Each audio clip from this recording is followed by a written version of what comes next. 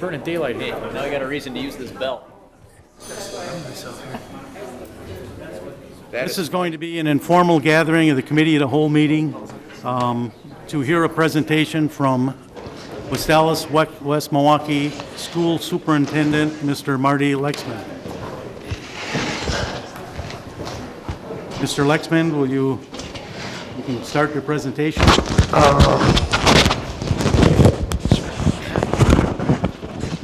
That'll be good enough. This is on the attendance area recommendations.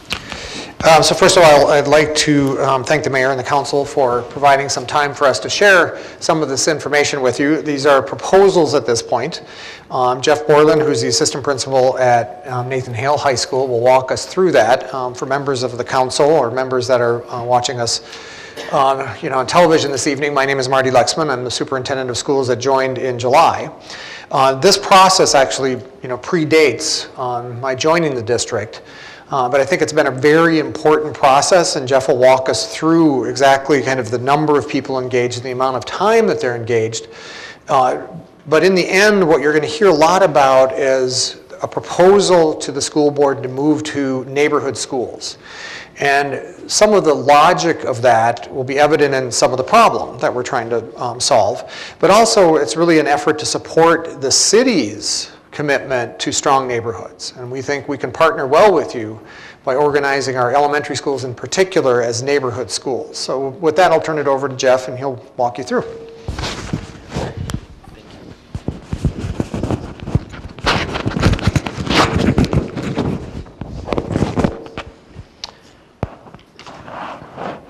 All right, thank you very much. My name is Jeff Borland, as you heard, and I've been working with a co-facilitator, Beth Kaler, who's not here tonight, and we have,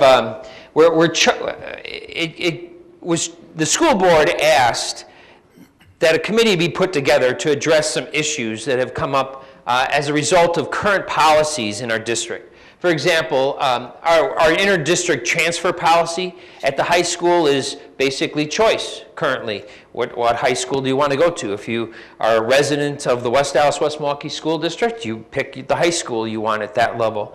If you wanted to transfer from one elementary school or one intermediate school to another intermediate school, if there was room, it was allowed. These policies were sustainable for a while. But unfortunately, as time goes on and momentum builds, they've not been sustainable. And what we have is has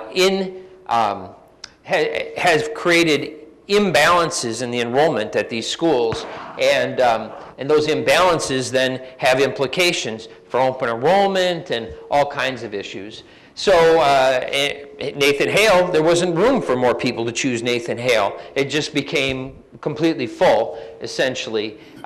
We'd have people move to the community and attend their neighborhood school and find, oh, that school is full. So you could be living across the street, but so many people had chose that school, or the enrollment was such that it was completely full, and now you had to go down the block. And the predictability just wasn't there for people moving to our community. As I mentioned, this created imbalances in open enrollment. When residential enrollment isn't balanced between schools, then open enrollment isn't balanced. And also, about the same time as we were working on this, some opportunities became available through changes in state law regarding AGR and SAGE. SAGE is a program that limits the size of classroom sizes of K through third grade, and AGR is another approach, but it does give us some additional flexibility in determining how we in the district want to use our classrooms, and not some arbitrary 18 that gets applied to everybody in the state if you're involved in that program. So we put together a committee of 54 community members. There was also board members. There was also school administrators. And as these 54 people got together, they came with their own hopes and desires and expectations and what they felt were promises about how their kids would work through the school system. That 54 member committee, we called our whole group, but working with 54 people to filter down ideas or distill down ideas and to generate proposals is a difficult number to work with. So we put together a steering committee that was 3 parents from each grade level and each part of the community, the east part of the community, school community, the middle part and the western part, and then each of the grade levels. And then we had board members. You know, the whole thing really, the board asked us to do it to facilitate a conversation with the community about what their feelings were to resolve the problems. And so having them there to listen in and be a part of discussion, board members, I'll just leave it like that. So the purpose of the community then, or the purpose of the committee, was to develop some board proposals to update our current policies in order to maximize our facilities and meet the needs of our community. The charge was basically to balance enrollment. That is, to balance enrollment, you got to do a couple things. What grade levels are going to attend each, what grades are going to attend each grade level? What are the attendance areas for those buildings? And then what kind of transfer policy? As I mentioned before, our current transfer policy is if there's room in a school, that's the major criteria to transfer. But that would not keep things balanced if it was left the way it was. So during this process, we communicated and communicated and communicated. All meetings were open. We had posted agendas. Minutes have been available on our district website. We've had emails that these materials are sent out to all the committee members. The district website has updates. Our school board's newsletters. Our individual schools have had newsletters. Our meetings were all open to the public. We invited people to speak for up to 15 minutes of open comment at each of our 26 meetings that we had. We had members who we had articles written in the Now section of the Journal Sentinel, and several of those, and more coming. We've been doing a series of information sessions as well, including this meeting here, and we'll continue to do those to meet the needs of getting the information out.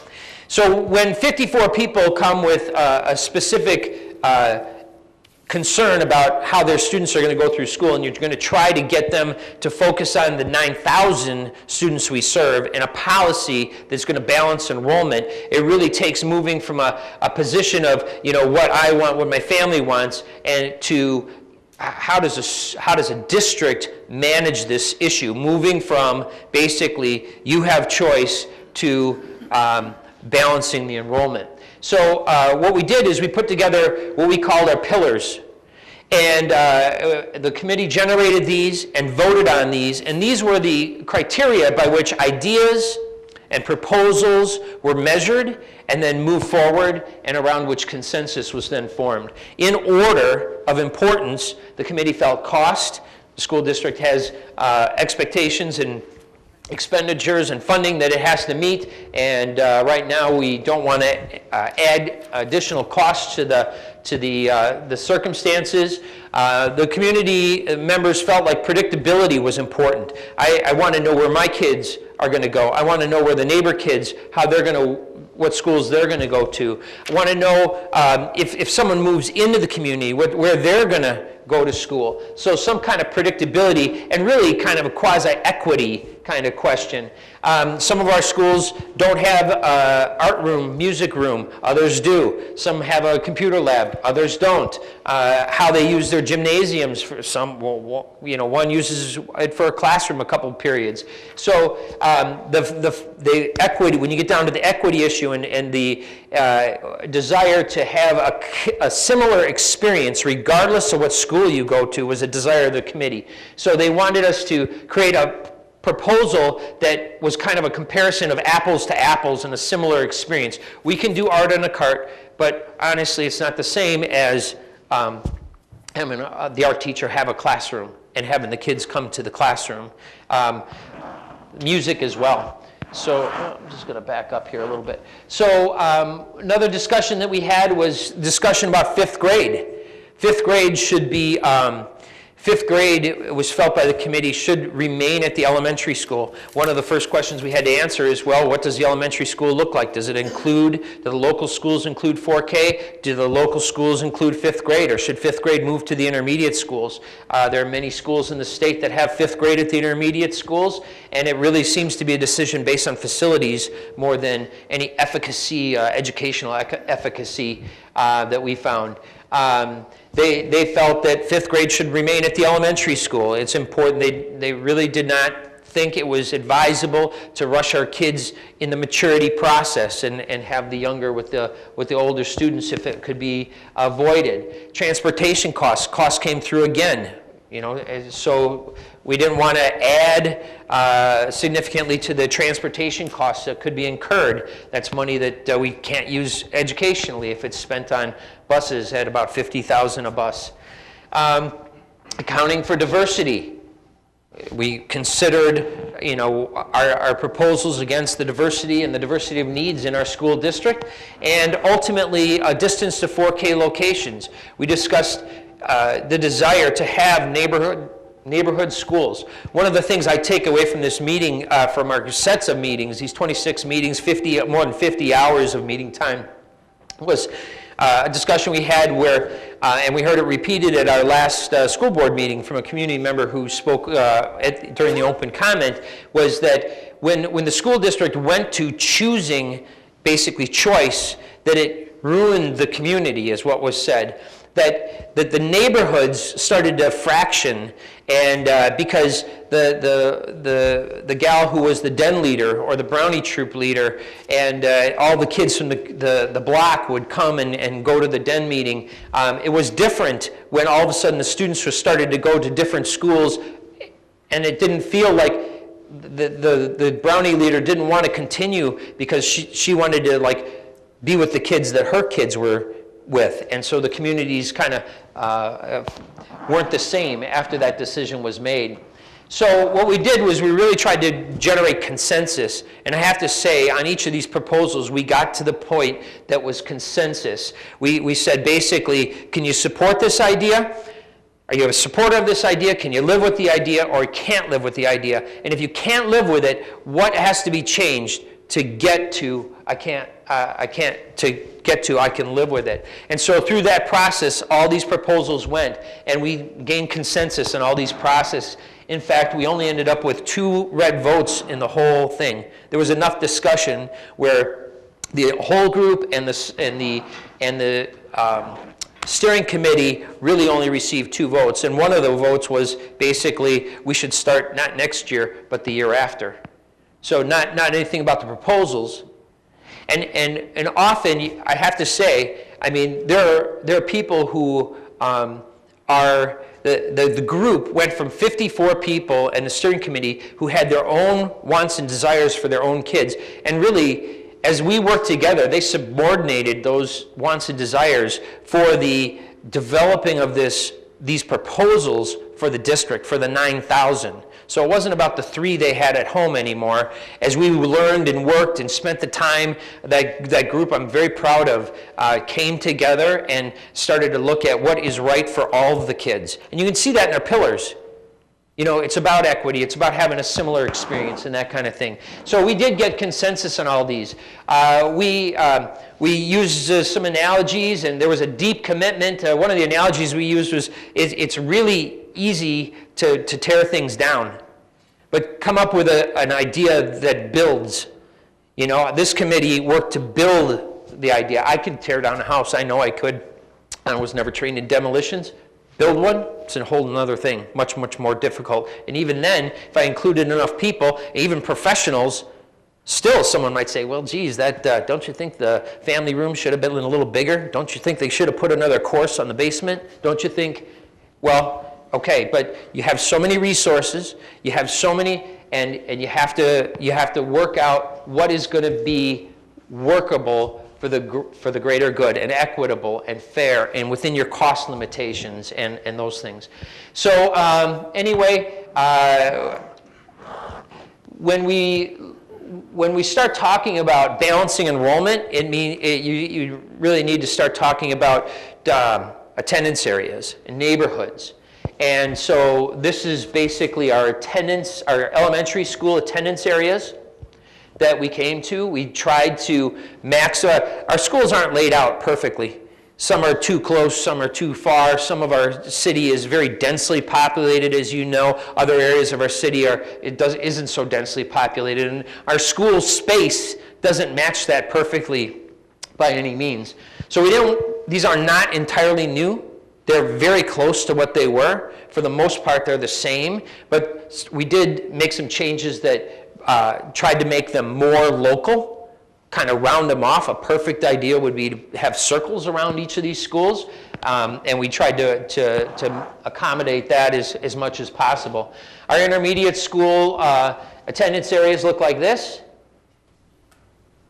The 4 intermediate schools, again, they're not placed in the most ideal locations given the distribution of our population here in the city. And then our high schools. This is the layout of the attendance areas for the high schools.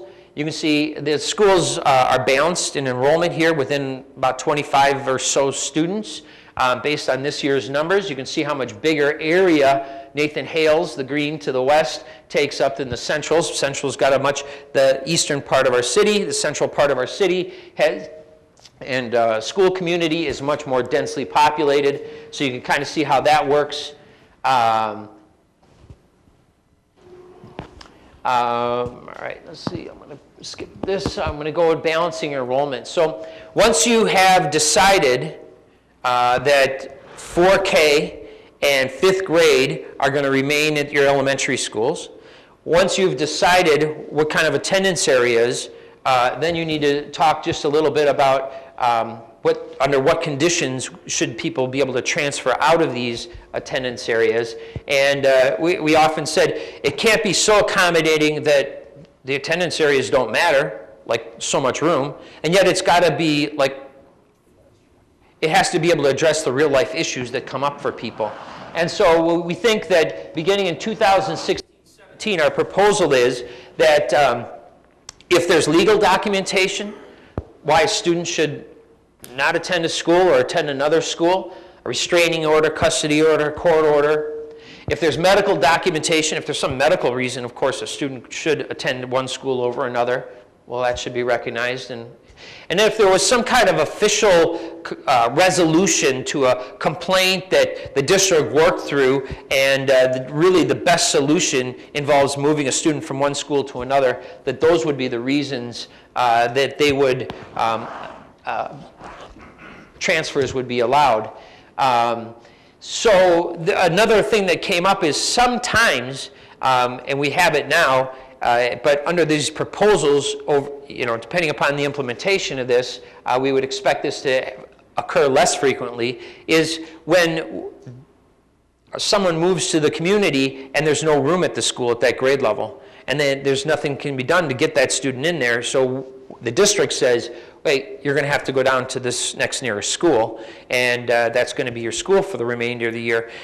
Well, that's a disappointment. If you're new to you're already in transition, moving to the community, and now we're saying, another disappointment, unfortunately, there's no room here for your student, that can't be helped. So in that situation, we wouldn't want to heap disappointment on disappointment. So the committee felt that what they should do is allow a student to finish the year there, and if room opened up at their neighborhood school, then it should be the family's choice.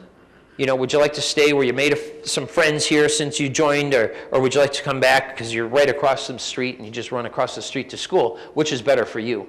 And then let the families decide. So that's how they wanted to, they proposed that be handled. So that pretty much covers the balancing of the schools and balancing the enrollment at schools. And but they felt strongly that just how this was implemented could make all the difference in whether it was successful or not, and found successful by the community. So they wanted to not be so abrupt. Next year, everybody goes to their neighborhood school, regardless of, you just go, that is too much upset, and it would be very difficult on families. And so they wanted to put together a plan and recognize that. At the same time, they didn't want it to take forever, so they've never resolved the problems that initiated the whole committee and the decision that the board is trying to make. So here's what they recommend, they propose. That is that beginning next year, that anybody who's new to the West Dallas, West Milwaukee School District, or new to a grade level, and we say grade levels are elementary, essentially 4K going into elementary, elementary going to intermediate, or intermediate going to high school. If you're new to the district or transitioning to the next grade level, then you should attend your neighborhood school. So that was their first point. Secondly, they said, if you're currently enrolled at a building, then you should have the choice to continue in the building, whether it's your neighborhood school or not, or come back to the neighborhood school. So, and then when you transition to the next level, typically elementary to intermediate or intermediate to high school, then you would go to your neighborhood school. All right. They said that if you move to a new residence in the West Dallas, West Milwaukee School District, while you're attending a neighborhood school, and then you move out of that neighborhood to another school, then what should happen is they propose, we have a state law that allows people to move out of the city to continue to finish the year and then either go to their new district, school district the following year, or apply to stay with us on open enrollment. They thought something similar should be for residents as well. Well, if you move to a different neighborhood school attendance area, then you could continue where you are till the end of the year, and then next year start at your neighborhood school. Unless you wanted to move, it was better for you if you want to move right now because you just moved there and it's right across the street and it's more handy to have you go to this neighborhood school, then you could do that as well. So we'd leave it in the family's hands, just like the state does in terms of tuition waiver due to move. So lastly here, they felt that that students transitioning to a secondary grade level and have a sibling, we call this the sibling rule, and have a sibling who is attending a building that is outside the attendance area, the neighborhood attendance area, they could choose to attend the building with their sibling. Okay, so this begs just a little discussion. So the committee felt that secondary schools, intermediate and high school, were different than elementary school in terms of the biggest reason, not the only reason, but the biggest reason was just the sheer number of activities, whether it's band practice, play, basketball practice, football, band camp, clubs. We have clubs, sports after sports, and getting a student to the school and back from practice and to the school and back, it just occurs much more frequently at secondary schools than it does at elementary schools. So when you balance that, the need to move this process along with a transition that isn't so abrupt that the system can't support it, then this is what it looks like. And what we did is we just created a little model here where if you had, and we thought it was pretty reasonable to say, if you had 3 children 2 years apart, 3 children over 6 years, and the first one was a kindergartner this year, 15-16 school year, and you went with this proposal, you would transition everybody through the grade schools by 2024-25. That means you would no longer have siblings that you would be following or that you would want to follow at the elementary school and that kind of thing. If at the intermediate school, it would take until 2021-22, and at the high school to 2022-23. Now, if you applied the sibling rule, if you have a sibling who's already started at a school and applied it to elementary as well, then basically all the way through, then basically you would be stacking the intermediate school and the high school on the same column, and it goes down to 2031-32. And the committee just didn't feel like, to be accommodating people into 2030-31, students haven't even been born would still be grandfathered into the old way of doing things and following a sibling through the process. It just did not seem reasonable to the group. So they felt like, while not perfect, that it did accommodate the biggest needs in a reasonable way without being so abrupt that it really couldn't be supported. So ultimately, change is never easy. The group worked very hard on this process. It was a difficult task. Whenever you go from having complete freedom of choice, or nearly complete freedom of choice except for space being the only indicator, to some kind of balance and trying to maintain balance so that resources can be planned for and used effectively, and schools can be, and so resources can be used effectively, that's going to be difficult for people. We have 9,000 students to provide for, and not, and so that's going to, these proposals are going to, don't look at individual cases on a case-by-case basis. You can't make policy on a case-by-case basis. That's the opposite of policy. The proposals are fair and equitable and fiscally responsible and allow for planning at the school levels. It allows for students it kind of configures and supports the neighborhood initiatives that the city has going and that the community has expressed an interest in having more of, and the costs are maintained. Its predictability increases in terms of where students are going to attend, and that's pretty much the work that has been put into proposal form and moved to the board. And the board is currently considering it. They've had a first reading and we'll be considering it again. We have a few more community presentations, information sessions that we're going to do on Thursday night. We've got something in the works for the West Milwaukee area, and I thank you for your time. Do any of the council members have any questions? Mr. President? Alderperson Probst? Mr. Borland, I have a couple questions. I've had some phone calls from some residents in my district. Okay. And I've directed them to call the district office. Sure. Because I don't have the expertise to answer their questions. But one of them that they posed to me, I'm hoping that you can maybe help me understand. I will try. For future questions. 75th and Rogers, roughly. Okay. Individuals that live in that neighborhood received a letter stating that that their kids would be attending Frank Lloyd Wright, not Lincoln. That one just confused me a little bit. This school year? Well, I'm not aware. Or whether they received a letter or they were a part of this project, they saw where they lived, they would be attending Frank Lloyd Wright, and they had a great concern.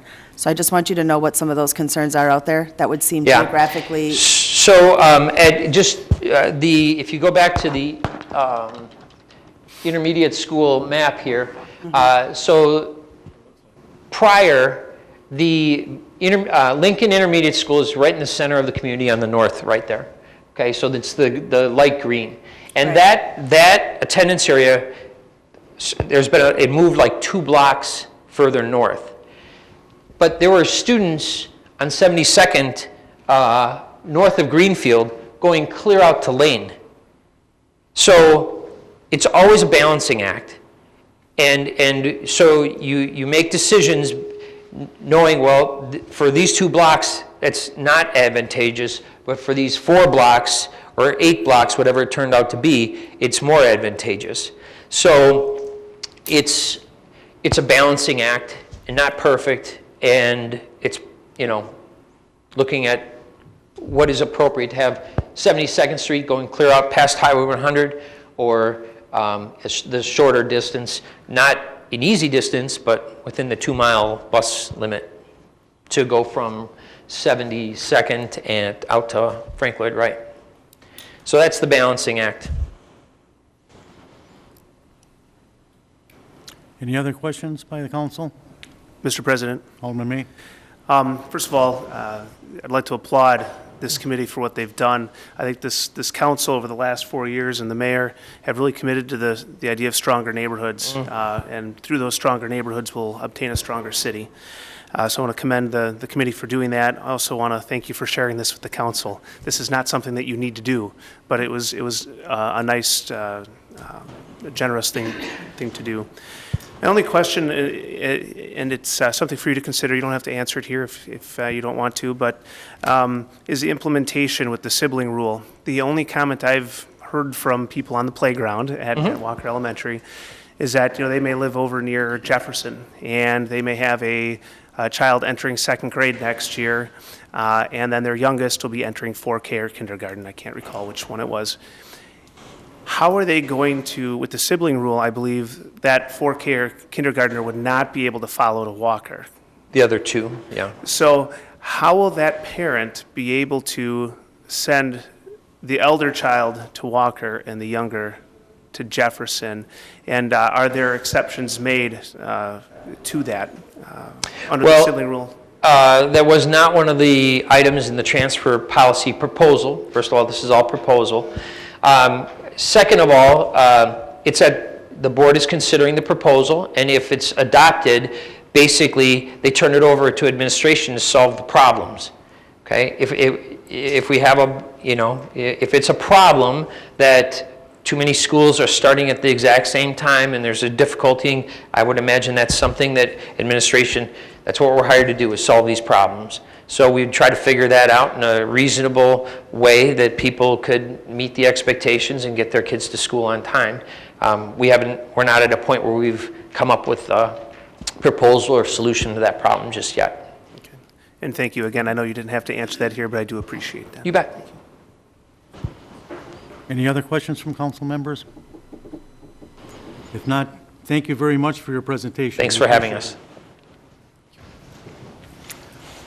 We are then adjourned from our informal session. Thank you, Mr. President. We'll now reconvene after our recess, and I will ask the clerk to call the roll to determine our quorum. Alderperson Rote. Here. Vitale. Here. Weigel. Here. Barzak. Here. Chapletsky. Here. Lysick. Here. May. Here. Probst. Here. Reinke. Here. 9 present, 1 excused. We have a quorum. We will go on to item M, new and previous matters, and we'll start with the Administration and Finance Committee.